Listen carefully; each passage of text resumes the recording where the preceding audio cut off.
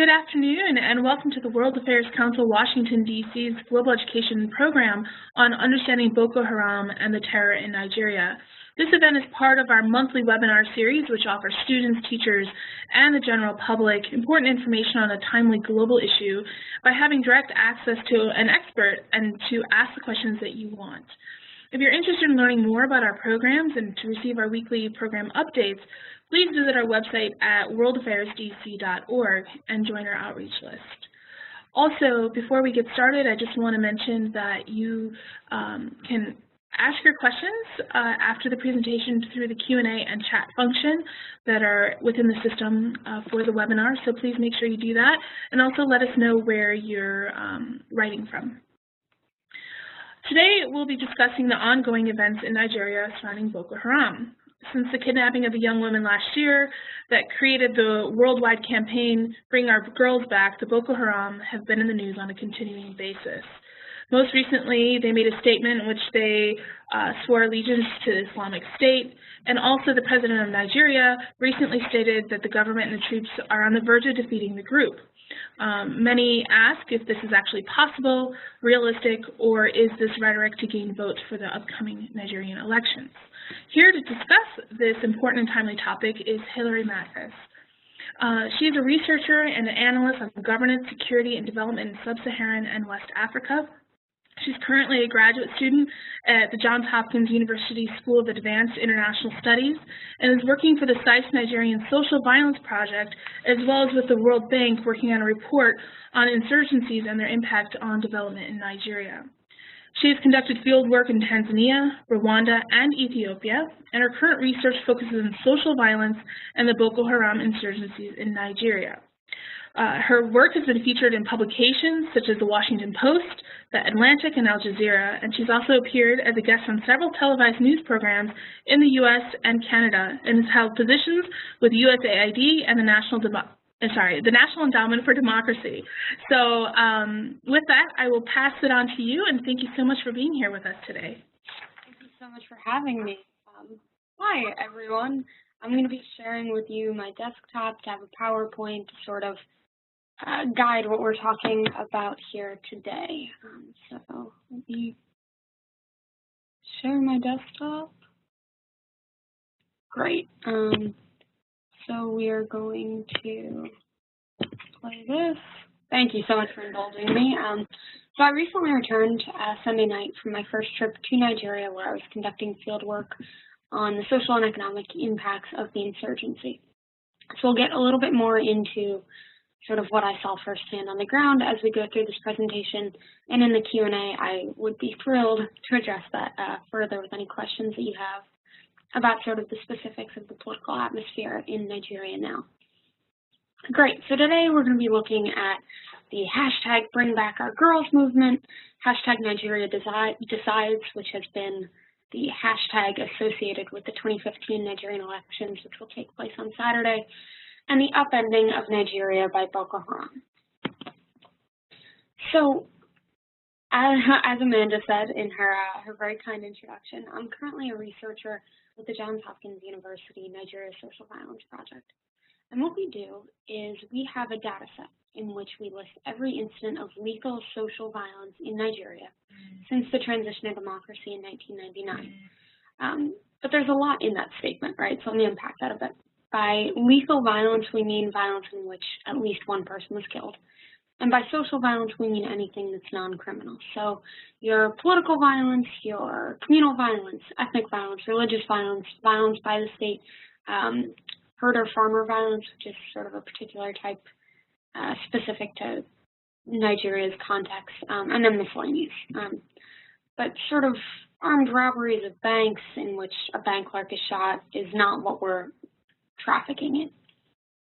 So what I'm about to show you is the totals, the quarterly totals for deaths from Boko Haram and the state attempting to respond to Boko Haram from 1998 until the end of 2014. And what we're looking at here from 1998 to 2004 is a whole lot of nothing. And I included these numbers to sort of emphasize the fact that Boko Haram is a relatively new phenomenon in Nigeria's history. As you can see, from 1998 to 2004, there were no deaths associated in our data set with Boko Haram or the state in responding to Boko Haram.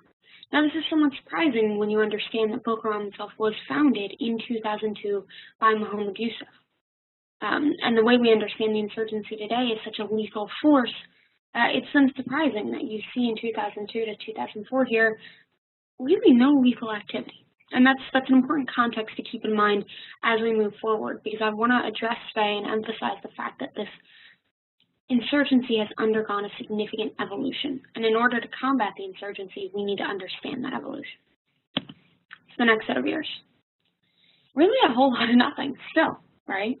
From 2005 until 2009, the third quarter of 2009, you have 5 deaths directly attributed to Boko Haram. That's astounding, right? But then in the third quarter of 2009, we see on the left-hand corner, Boko Haram responsible for 22 deaths, and then we see the Nigerian government responsible for 788 deaths in attempting to respond to Boko Haram. And so the Nigerian government's offensive against Boko Haram made headlines in Nigeria and in the human rights community because there were reports of a lot of gross human rights abuses in their attempt to address the insurgency. And very clearly there's sort of an asymmetrical deployment of force at play here, right? Up until that point, our data set has Boko Haram responsible for 27 deaths, and then the Nigerian state responsible for 788 deaths in an attempt to root them out. And in this offensive against Boko Haram, the group's founder, Mohammed Yusuf, was killed while he was in the Nigerian police's custody. And so after that offensive, we see a bit of a lull there, right? So the fourth quarter of 2009 through the second quarter of 2010, there's really no Boko Haram activity. And it appears that they were regrouping under the new leader of Boko Haram, Abubakar Shekau, who remains the leader to this day. And then we see this sharp acceleration in activity, where we have a series of quarters in which the group is more lethal than it had ever been before. And not only are their attacks more lethal, their targets have also shifted. And so in coding this data, we see a change from Boko Haram targeting local imams, clerics, those who disagree with their very specific, very strict interpretation of what Sharia is, to symbols of the Nigerian state. More attacks on police stations, more attacks on government installations, more attacks on the military. So under Abubakar Shekau, from 2010-2011 on, we see not only a change in the tactics of the insurgency, but also in the targets, and that's a critical sort of inflection point in the history of the insurgency. And then this, sorry, I was making a screenshot while in Abuja, so it's a bit messy. But this is sort of the heart of the insurgency's escalation right here. I mean, you see just the numbers rising higher than we had previously seen. And this insurgency has now been responsible for the most social violence deaths in the Nigerian Fourth Republic. It dwarfs all other forms of social violence in the Nigerian Fourth Republic's history. And that's not to say, as this chart shows, that Nigeria's Fourth Republic, so the latest installation of democracy from 1999 until present, has been a particularly peaceful one. So this graph here shows all of the fatalities in Nigeria from social violence by category from 1998 until 2014. And as you see, Boko Haram is really the takeaway story from this. So communal non-Boko Haram peaking here in this area in the mid-2000s can largely be attributed to the Niger Delta insurgency, which was treated as a major crisis at the time, and it certainly was. But Boko Haram and the social violence deaths related to it absolutely dwarf anything else that we've seen in the history of the Nigerian Fourth Republic. So that, I hope, gives you a sense of the sort of scale that we're working on here. It has completely changed the geography and the imagery of social violence in Nigeria. So as we see here, from 1998 until 2008. So since the transition of democracy to the point right before the escalation in Boko Haram's violence, we see a pretty equitable distribution of violence throughout the country. After 2009, the violence is disproportionately in the country's northeast. It is changing the map, the scale, and the face of social violence in Nigeria. And this is critical because Nigeria is the largest economy in Africa. It's one of the most populous democracies in the world. It's the giant of Africa. So the fact that it's being hamstrung by this insurgency is critical not only for the country's future, but also for models of development and democracy and stability in Africa in general. So as I said earlier, I want to sort of understand the Boko Haram insurgency as something that's evolving. If you try and understand Boko Haram as a static, unchanging insurgency, you're going to have a very poor understanding of it. And so broadly, it can be categorized into three different periods. So you have the first period, from its founding in 2002 under Muhammad Yusuf until 2009, where it was largely just a dissident sect. They were violent, but not incredibly violent. It wasn't the same sort of lethality. Most of their targets were local imams and local politicians who disagreed with their particular interpretation of Sharia. The second phase, from following the Nigerian government's offensive in 2009, is what I'm calling sort of the anti-state insurgency under Abubakar Shekau, where they escalate the lethality of their attacks, but also shift their attacks away from local political and religious figures into symbols of the state. And so this is really when you see sort of a war against the Nigerian state.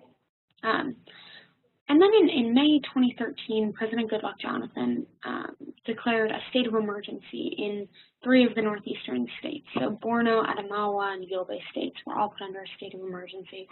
And the government dispatched more security sector members to the urban areas of that state, imposed a curfew, all in order to root out Boko Haram. This state of emergency displaced the violence from urban centers into the rural areas. And that's when we saw a change into sort of a regionalized, territorialized insurgency. And so there was much news this summer. There was much made of Boko Haram declaring a caliphate shortly after ISIS declared a caliphate in the Middle East.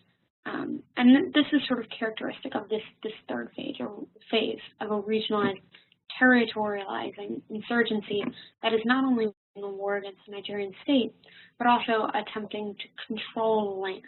So it's no longer focusing on arranging gunmen to attack military posts, but is also attempting to hold and control land. So what have all the effects of this been? So as I said earlier, it is the most lethal insurgency in the Nigerian Fourth Republic. According to a businessman that I spoke with in Kano, a northwestern city in Nigeria, one of the commercial centers in Nigeria, 80% of the businesses have been closed in Borno State, 70% in Adamawa, and 50% in Yobe. And all of this is, obviously a rough estimate. It's difficult to make sense of it. And as a result of these businesses closing in the country's northeast, which is one of the agricultural strongholds of the country, we've seen a regional rise in food prices. So this is having regional effects. We've also seen a wave of IDPs and refugees throughout the region. So from Boko Haram alone, there have been an estimated 2 to 3 million internally displaced people in Nigeria. And it's difficult to get a sense of how many refugees there are, but likely 1 million or so. And it's really only been accelerating since January. And in response to the social and economic and humanitarian crisis that's happening in northeastern Nigeria at present, we've seen regional military action. So Niger, Chad, and Cameroon have all dedicated troops to a regional multinational task force in order to combat Boko Haram. And there are some geopolitical wrangling and tensions at play that I'd be happy to address in the question and answer session, but though this regional force has been lauded as an important step in ameliorating the insurgency, it's also important to note that these states go in with their own agendas and objectives, and that the nuances of diplomacy and policy may hamstring the effectiveness of the regional military force. So bearing that in mind. Great, okay, so that was not formatted well. But this map was supposed to show, I believe it was percent living in poverty. Unfortunately, in the transition from Keynote to PowerPoint, it was cut off, but I was attempting to show that the country's northeast, which is where this insurgency has been centered, is disproportionately economically underdeveloped relative to the rest of the country. And I wrote a piece that was published a few weeks ago in which I pointed out the varying literacy rates in major cities throughout the country illustrate exactly how marginalized the country's northeast has been in a lot of the social, political, and economic development. So in Lagos, over 90% of people are estimated to be literate. In Kano, which you can see here, the country's north, but a bit further west than Borno, Yobe, and Adamawa, where the insurgency is centered, has a literacy rate of about 40%. But in Maiduguri, which is the capital of Borno State, which has been one of the hardest hit states, literacy is in the teens. So there's clearly a divorce here between the country's regional development statistics and rates. And that's something that a lot of Northerners have bemoaned for generations now, and a lot of analysts cite as a reason for Boko Haram's development in that region. Great. So this regional task force, I suspect everyone has heard news of. It has UN backing, I believe, and AU support. There are some questions that haven't been addressed as to the functioning of this regional task force, such as how long will it be sustained? What are the motivations of the forces?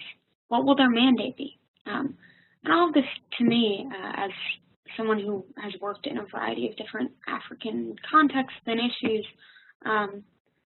brings up memories of ANISOM, the regional force that was deployed to Somalia to combat al-Shabaab, which actually facilitated the spread of al-Shabaab from Somalia into Kenya and has served to destabilize sort of the Horn of Africa and Eastern Africa. So after this regional task force was deployed, we saw some of the first incidences of Boko Haram attacking outside of Nigeria's borders. So it went from being a very domestically focused insurgency into a regional issue only after Chad deployed troops onto Nigeria's soil in order to address the threat from Boko Haram. So there's been a lot of applauding of this regional task force, and while I'm certainly glad that there's a recognition of the threats that Boko Haram poses to regional stability, it would perhaps be preemptive to consider this successful. And I'm deeply troubled by the fact that there hasn't been a lot of discussion as to the mandate of these troops, how it will be funded, and addressing and creating a strict timeline for activities. Now all of this is happening in an even sort of higher stakes context of the 2015 Nigerian elections. So in these elections, you have the incumbent President Goodluck Jonathan, who represents the PDP, running against the APC, the All People's Congress, General Muhammadu Buhari, who actually has been president in the past and has run as an opposition candidate in a number of previous presidential elections. So we're already supposed to know who the next president of Nigeria will be, because the elections were actually supposed to be held February 14th, but they were delayed for 6 weeks. They'll be taking place this Saturday because of the security situation in the north. So The Boko Haram insurgency and the instability in the country's north has become a major campaigning issue for both President Goodluck Jonathan and President Muhammadu Buhari. So those who support the PDP say that we need continuity, and President Goodluck Jonathan in establishing the state of emergency and in cooperating with the regional task force and has provided a sufficient response, and we need continuity and consistency in order to eradicate this insurgency. While those that support the APC say that General Buhari's military experience will allow him to mount a better offensive against the insurgency. Regardless of who wins, the feeling on the ground now is that there is a very high potential for violence surrounding these elections. Elections in Nigeria are typically surrounded by some level of electoral violence, and given that this is the most closely contested election in the history of the Nigerian Fourth Republic, it seems very likely that there will be at least some violence. So while it is absolutely plausible that Nigeria can and will hold free, fair, and credible elections, it is equally likely that those free, fair, and credible elections will be violently contested by whichever party loses. So that's something that we need to bear in mind as a very real possibility. Another issue with these elections has been a lot of controversy surrounding these PVC cards. They're attempting to do biometric voting in Nigeria for the first time in these elections. And just anecdotally, I was reading a newspaper one of my first days in Nigeria, over coffee, enjoying a nice morning ritual, and there was a headline saying that the PVC card reader cannot suck your blood. So there's a lot of fear surrounding this, a lot of fear that it will be sort of rigged in favor of either the PDP or the APC, depending on who you're discussing with. And then a lot of skepticism from a number of Nigerians about how well the PVC card reader will actually work. Additionally, a number of the internally displaced people in the country will be unable to vote. According to Nigerian electoral law, you must vote in the same district in which you registered. But for internally displaced people, obviously this is difficult. To return to the place from where you fled is a significant burden. Not to mention that a number of the places that these people have fled from are still not stable or secure enough for them to return to vote. So that's 2 to 3 million people that have a very real potential to lose their ability to weigh in on these elections. And there's sort of a cruel irony at work here that those who are perhaps most affected by the insurgency are least able to express themselves electorally come Saturday. Another map that was cut off. So IDPs and refugees. As I said earlier, there are 2 to 3 million internally displaced people from the Boko Haram crisis alone. That's in addition to the over 1 million IDPs in the country prior to the Boko Haram crisis from things like communal violence, like farmer-herder violence, or from things like flooding or just crippling poverty. And these IDPs constitute a significant strain on their host communities. The places where they're fleeing are not necessarily any better off than the places financially from where they're leaving. So you have an influx of very poor people into already underdeveloped regions, and that can create conflicts.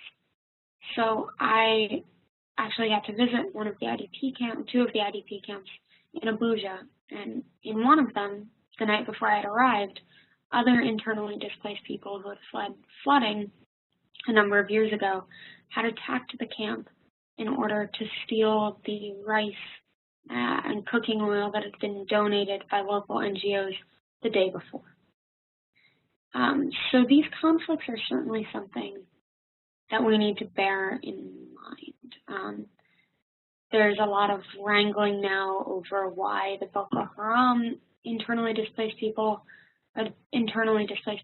from Boko Haram should get more government support or NGO support than those who have been displaced by other crises or environmental disasters. That being said, they're competing over very sparse resources. The government has been kind of lagging in its response to this crisis. The Nigerian Emergency Institution, sort of their equivalent of our FEMA, has been the most active in responding to the IDP crisis from Boko Haram, but unfortunately, legally, their mandate only allows for them to care for refugees for about a month. And after that, it's not supposed to be within their mandate. So it's very plausible that NEMA, the Emergency Response Institution, could withdraw its support at any time if it constitutes too large of a strain on its budget.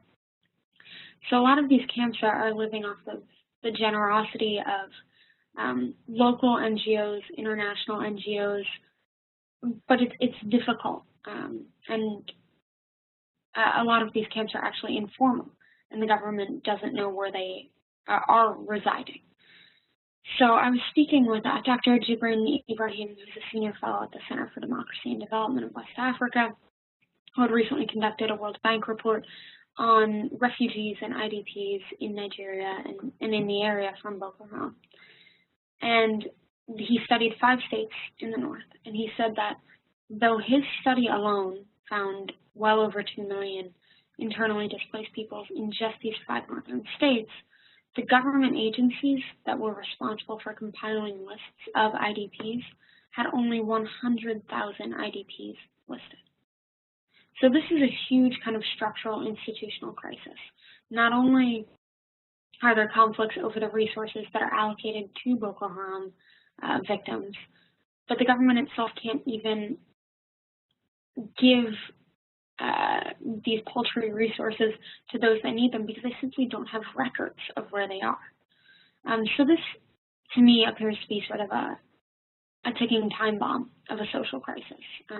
This many displaced people who are unlikely to be able to return home anytime soon, who have very limited access to government services, and those services that they can garner from NGOs or from the government when the government has records of them are subjecting them to violence and conflict within their host communities.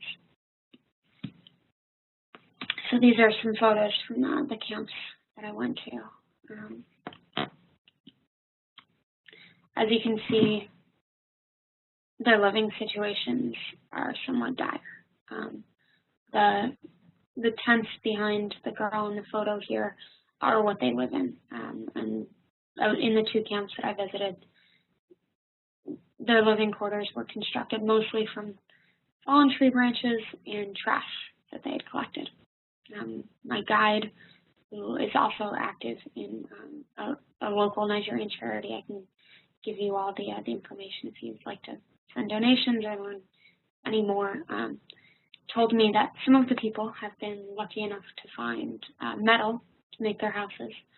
But unfortunately, it's so hot in Nigeria that if you have a metal house that could withstand rain or wind, you will likely not be able to use it during the daytime because it will be too hot and you can burn yourself leaning up against the walls of your house. This was taken inside of the church that they had constructed, largely with the help of a local Christian NGO. Another NGO had set up schools which were significantly less structurally sound than the church. It was mostly just a tattered tent with a blackboard in the front. Fortunately, the schools have no pencils, they have no books, and the teachers are all on a volunteer basis with a sort of erratic school schedule. One of the houses lucky enough to have metal, as you can see, men are just strewn about in the camp. Employment in the camps is abysmally low. People would tell me time and time again, we're just sitting here waiting. There's nothing for us here, there's nothing for us back home. We're just waiting. So how did we get to this point? We're talking about the giant of Africa. We're talking about, a country that was cited as one of the more robust democracies until recently. So in my interviews in Nigeria, again and again, people sort of cited this lack of political will to address the threat stemming from Boko Haram. And there's a lot of conspiracy theories surrounding Boko Haram. You have people who believe that it's a PDP conspiracy, PDP being the People's Democratic Party, the incumbent political party, and others saying it's a product of the APC, the opposition political party. There are a number of people who say that Chadian President Idris Deby has actually funded the rebels. There are all these conspiracy theories. Realistically, though, and this is sort of what I've been writing on as a researcher at the World Bank, here at Johns Hopkins SAIS, is that you have a situation in which the trust in government in the country's northeast is abysmally low. You have a lack of state services, you have a lack of state presence as evidenced by the low rates of literacy, the high rates of child mortality, and the general economic underdevelopment. And we've seen this really since the 1970s. Again and again, we see these sort of Islamic revival groups in the country's northeast. But Boko Haram is the first of these groups to become as lethal as it has. And that is a product of, I believe, not only the absence of this state presence, but also the brutality with which the Nigerian state has attempted to crack down on the Boko Haram insurgency, and the availability of weapons in the area following the death of Libya's Muammar Gaddafi in 2011, and the arms that sort of flowed out of Libya from that point on from Gaddafi's arsenal. So it's a mixture of a lack of state presence engendering a lot of resentment in the area,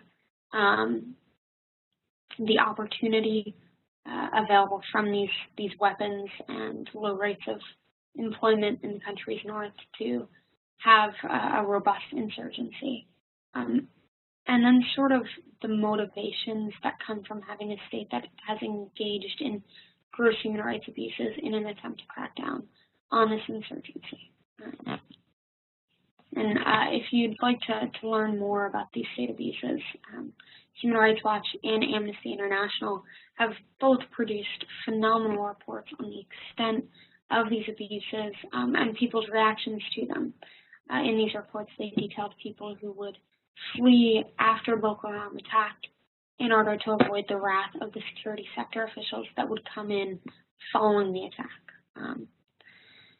And as I said earlier when I was discussing the evolution of the insurgency, I would posit that these state abuses were largely responsible for changing the focus of the insurgency from the local to the national level and allowing it to accelerate into such a lethal insurgency. And it likely facilitated the recruitment of young men and women into Boko Haram. So where do we go from here? The election Saturday could signify some policy changes with regard to the military action against Boko Haram. Unfortunately, though this is the closest election in the history of the Nigerian Fourth Republic, Nigeria sort of suffers from the same issues that a lot of other democratizing African states do, which is that the opposition party does not have a drastically different policy platform than the incumbent. Nigeria is also facing some long-term structural issues. As I discussed in depth, the status of the internally displaced people in the country is a significant social problem that the country must address. Unfortunately, there's been very little effort to do so. So President Goodluck Jonathan hosted this fundraiser dinner in which people pledged 80 billion naira to the Victim Support Fund, which would be a fund for victims of Boko Haram. Well, the next day, when you take out double counting, you found that it was only actually 54 billion naira that had been pledged. But I spoke with someone who's on the board of this Victim Support Fund, and of the 54 billion that was pledged, only 15 billion has actually been allocated. So there's been a lot of sort of grandiose rhetoric about the IDPs and a lot of overtures towards their plight, but not a lot of substantive policy action. Another long-term structural issue is the economic and economic, political, and social divide between the country's north and south, which is something that it's been grappling with even under colonialism. The north was ruled under a different series of laws than the country's south. So this has been long-term, really since before there even was a Nigerian state. And then something that has not been addressed, and when I was talking with government officials, democracy advocates, people in Nigeria, there are absolutely no plans for the reintegration and demobilization of insurgents in the country's north now, which is a problem because if you counter this insurgency but then don't reintegrate or demobilize those who have been fighting on behalf of the insurgency, you're really just setting the stage for a relapse into violence. And so with that, I hope that I've given you a decent overview of the evolution of the insurgency, some of its implications, and I would be thrilled to answer your questions now. And I'll stop sharing my desktop. Well, thank you very much. This was a lot of information, a lot of great information here. As we're waiting for people to send in their questions, I have a couple questions for you, and one is, can you tell us a little bit more about your trip to Nigeria, what exactly you were doing? I know you mentioned a couple different places that you had traveled, but were you free to travel around? How close were you able to get to the Northeast? If you could just talk a little bit more about that. Right, so I flew into Abuja, the capital, got there Sunday night. Monday, I was able to meet with, I forget who my Monday meeting was, but mostly democracy rights advocates. Abuja is a little bit of a sleepy town. It's mostly government centers, NGOs. So Monday, I met with them, had about 6 hours of meetings. And then Tuesday, I flew to Kano, which is one of the northern economic commercial hubs, but it's not quite in the northeast. It has absolutely been affected by the Boko Haram insurgency, but it's not the epicenter. From there, I went to the largest grain exchange in the country's northern area, which was really interesting to talk to the farmers and traders about the economic impacts of the Boko Haram insurgency, and just how difficult it is now to move goods along the roads because they're not considered safe. And from there, speaking of unsafe roads, we drove up to Jigawa, and there I went to another market, speaking with farmers. Jigawa actually hasn't been impacted much by the insurgency, but even there, they're feeling the effects of not being able to trade with really a significant proportion of businesses in Borno, Adamawa, and Yobe. So my host, a very, very kind man, offered to try to get me to Yola in Adamawa, but I was just a bit short on time, and it's still, the country's northeast is not stable. We have news coming out now that the regional task force has retaken XYZ town. I think it was Will Ross at the BBC kind of very flippantly tweeted, how many times have you guys retaken this town now? Which is true, and unfortunately, I don't know if anyone was following Nigeria too closely yesterday, but there are reports emerging now that Boko Haram has kidnapped another 500 children. Oh, wow. While fleeing one of the retaken towns. So then comes the issue of when are you actually retaking a town, and when are guerrilla fighters just engaging in sort of prototypical guerrilla behavior of melting into the scenery when confronted with a military response. So the numbers are still foggy, but BBC House yesterday, and BBC House is typically on point, the kidnapping of over 500. Wow. Whew. So that kind of leads into another question of sort of a multi-level question. You know, talk about this area, you know, the low rates of literacy, the extreme poverty, and the opportunities, you know, are lacking compared to the rest of a lot of other parts of the country. and the Boko Haram is there and they have control of a lot of places. Do a lot of the people who are living in this region support the Boko Haram? I mean, I know there's, 2 to 3 million IDPs directly related to Boko Haram, but what are the overall, the people who are living in this region? What are they feeling? There's not support for them in the way of people sort of cheering them on. I had a very interesting conversation with a businessman, a trader in the north. He manages a commodities trading venture in the north. And he was talking about how it used to be, up until about 2010, if Boko Haram controlled an area, they would levy a tax on you. And then you would be protected from that, and then you could go about your business. You didn't have to agree with their interpretation of Sharia. You didn't have to abide by their dictates. You just paid them, and then you went about your business. Very much like sort of the mafia in old school Boston. If the stories that my father has told me are anything remotely linked to the truth.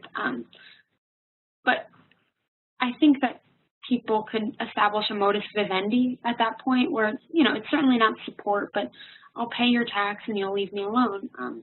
But he said since 2010, 2011, they've seen a change where the taxation is no longer a critical part of their identity, and they've engaged in much more brutality. So I would not characterize communities as supporting them, and I think that the rise in kidnappings that we've seen in Boko Haram is a testament to their need to resort to forceful recruitment rather than sort of voluntary recruits joining. That being said, there's this tradition of chronic schooling of young men called the Al-Majri, especially in the country's northeast, where children are sent to go study the Quran under a chronic scholar. And it has a very legitimate, very storied history. Unfortunately, it's become a way for parents who cannot afford to care for their children to not have to do so, so they'll be sent to go study, but really they've become street children. So even in Kano, the streets are filled with these kids peddling or just jobless, just waiting, supposedly chronic scholars, and certainly aware of the Quran, certainly taught by religious leaders, but really underemployed without much of a future. And a lot of analysts and scholars have discussed how this sort of available mass of young men with a disposition towards religious study and no job has facilitated the rise of Islamist groups, not just Boko Haram, throughout the history of the country's northeast. Yeah, so then, so that goes along with, some of the other, other countries that are dealing with this in terms of unemployed, not well-educated young men sort of going into these more extreme religious groups. But, and you're saying that in these areas there's not necessarily a lot of support from the people who are living in the communities, but, like with ISIS and, we have people coming from all over the world, young people going to Syria to fight. Is there any sort of that sort of thing happening in Nigeria where people from other regions saying, hey, we want to join the fight, they're fighting against our government, we don't support the government, or, is there any sort of that happening there? We haven't seen that, and I think that that's a testament to exactly how domestic the insurgency has been up until about a month and a half ago. Really, in all of our data, prior to mid-February, there were not Boko Haram attacks outside of Nigerian soil. So though, there was some rhetoric about engaging in a global war and declaring a caliphate, it was a very domestically focused insurgency. So I don't think that it had sort of the recruiting appeal that perhaps in ISIS would. Yeah. So, and you mentioned earlier, and you just mentioned now that there's, it's been almost exclusively in Nigeria, but now that there's been a little bit sort of leaking over into, Chad and Cameroon, do you see or do you think that the Boko Haram will push to start expanding themselves outside of the region or outside of the country, or do you think that they're mostly will stay within the borders that they're in? It's tough to say, and something that we're trying to emphasize here at the Nigeria Social Violence Project is that there's nothing endogenous to the acceleration in the lethality of this insurgency. There was never sort of a grand narrative inherent to this insurgency that would make it into a globalized terrorist force.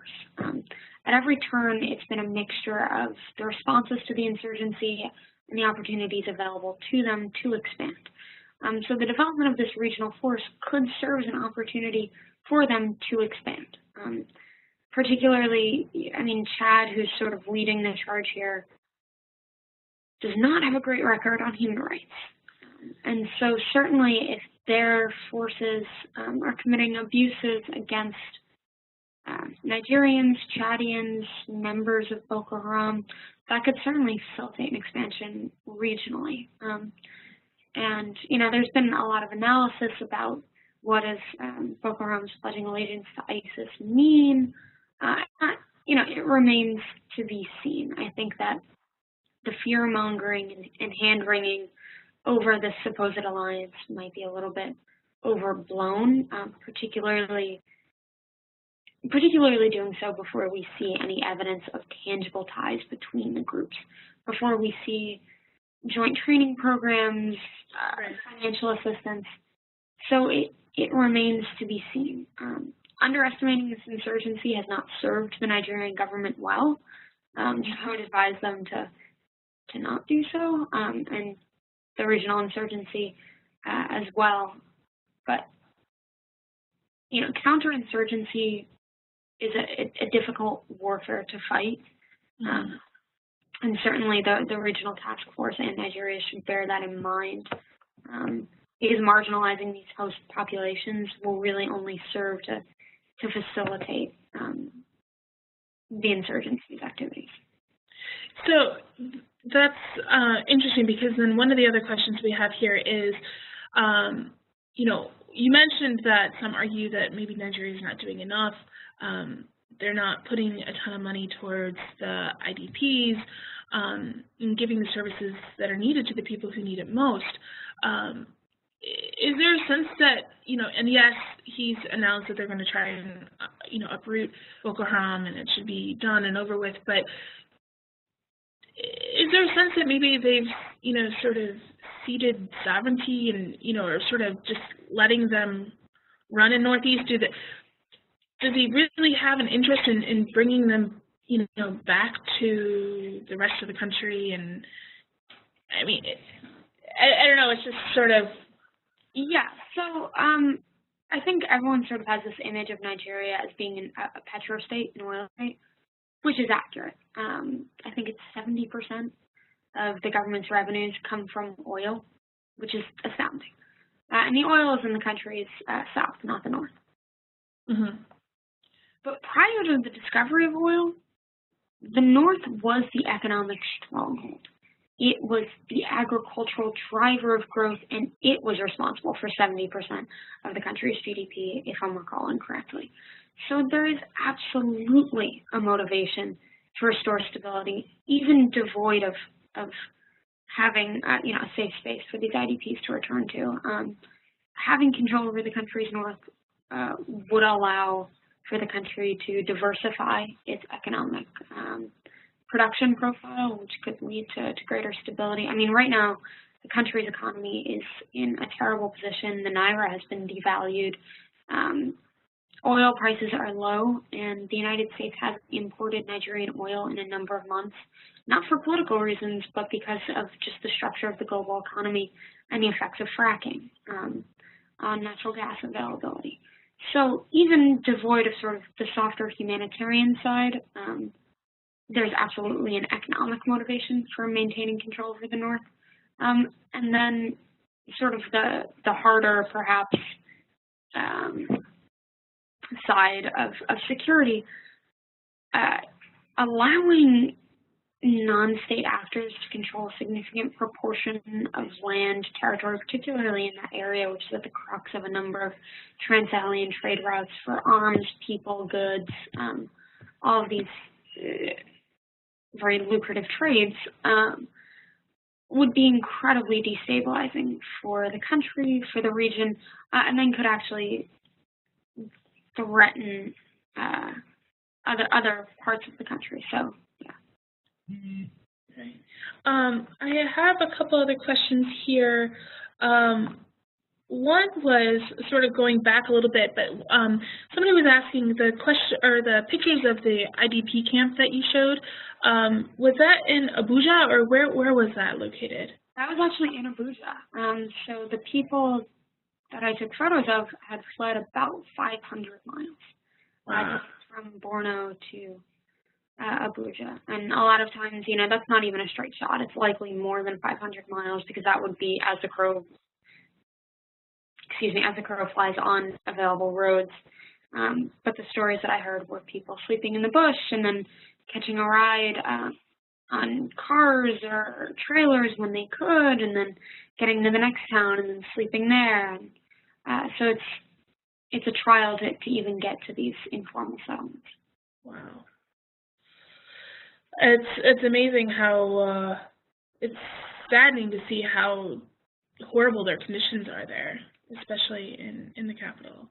Yeah, I was at a food distribution at another IDP camp, and people were, you know, standing in queues, and they had to have a number of police officers there in order to maintain order, but people were standing in these queues to get what looked like about 2 cups of rice in a plastic bag with a bar of soap. And that was, I mean, this was the effort of several local NGOs to even put that together. Because there were an estimated, in the camp where I showed you photos from, there were an estimated 1,400 people there. And then the camp with the food distribution, there was an estimated 3,000. Wow. Right. Wow. That's, sorry, I'm just trying to read my notes here. Oh, so we have the 2 to 3 million IDPs, the 1 million IDPs that were already in the country for other reasons. What happens if the president is successful in demobilizing Boko Haram? What do you think will happen to these insurgents? How are they going to be, you know, brought back into society? How are they going to deal with them? Yeah, it's tough, and it's something that I mean, globally we struggle with. De-radicalization, demobilization, and reintegration, DDR, is sort of a big buzzword right now within security studies communities. And it's difficult to say.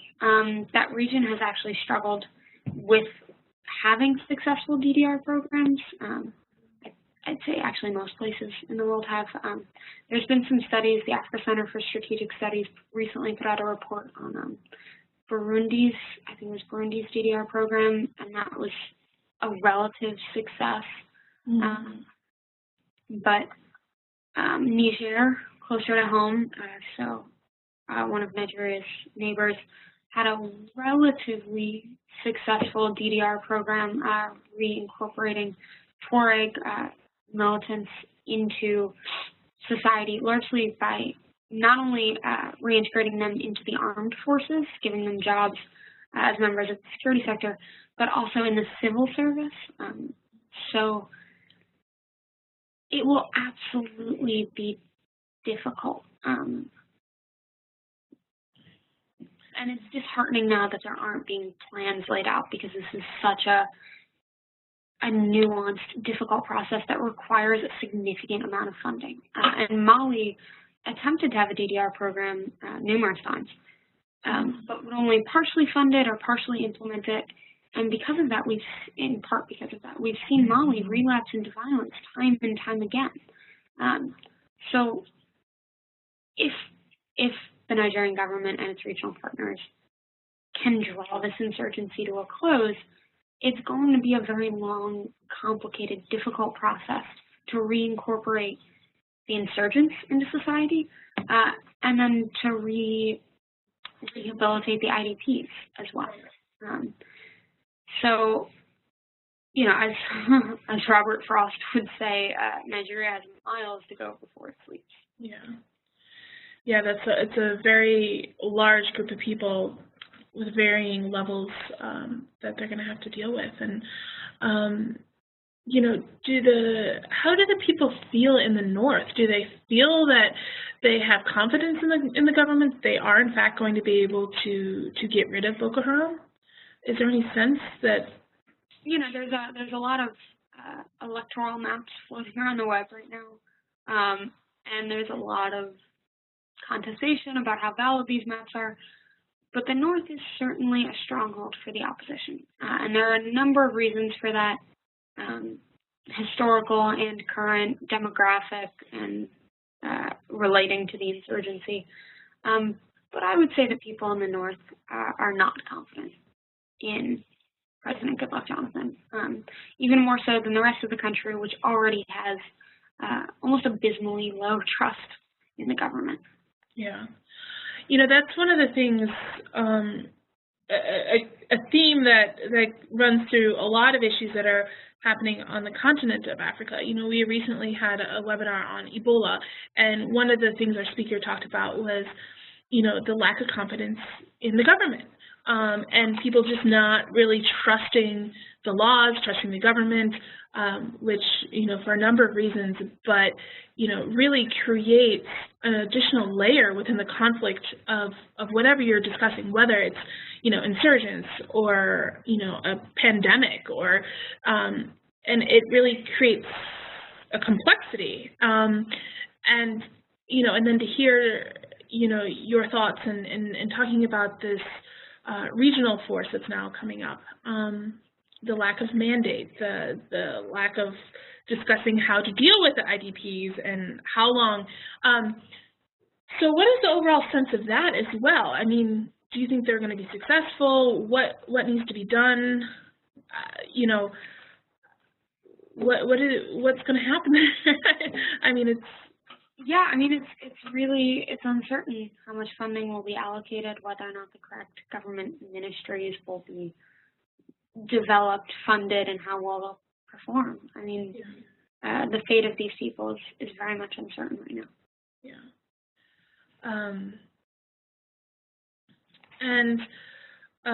What do you think about, because of this, and I know that in the beginning, you know, Goodluck Jonathan made it very clear that he did not want the Western countries running the show and telling Nigeria how to deal with the problem of Boko Haram. But there's some, you know, there's something to be said about that of having a regionally led, you know, force on doing that. But how is the international community involved at this point? You know, mentioning some of the international NGOs are dealing with at least the IDPs, but are they a little bit more receptive to allowing other countries in to help? You know, there's obviously this sort of tension about the sovereignty of the nation. There's some political wrangling about the United States' unwillingness to give military aid or weaponry to Nigeria because of the Leahy Amendment and some of Nigeria's abuses against its own citizens. So currently, it looks like the United States will channel a lot of its aid through Chad, which I wrote about, I think, either in Quartz or Al Jazeera America, or both, about why this is a problem. Chad is not the sort of military partner that will pay dividends for the United States or for regional stability. So Yeah, I don't know if that answers your question. There's differing points of view as to how open President Goodluck Jonathan has been to the regional effort. There are a couple generals making statements about being willing to defend Nigerian sovereignty against these incursions. But also, I think politically, the announcements of retaking of towns in the country's northeast has benefited President Goodluck Jonathan. So it's difficult to say. Like a lot of things in Nigeria, it's just tough to tell. Yeah.